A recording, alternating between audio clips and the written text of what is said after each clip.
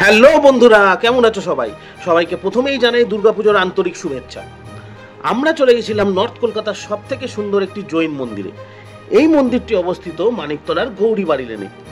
তোমরা যারা এখানে এই মন্দিরে অলরেডি ভিজিট করেছো তারা কিন্তু কমেন্ট করে জানিও তোমাদের কেমন লেগেছিল। আর আমরা এখানে এসে সিম্পলি মুগ্ধ হয়ে গেছিলাম, আমাদের এখান থেকে যেতেই ইচ্ছা করছিল না।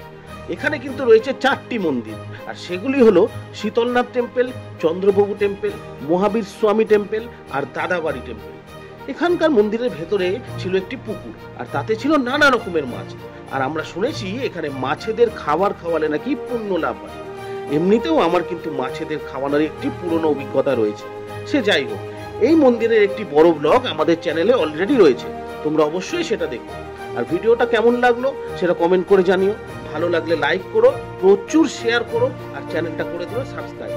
টাটা।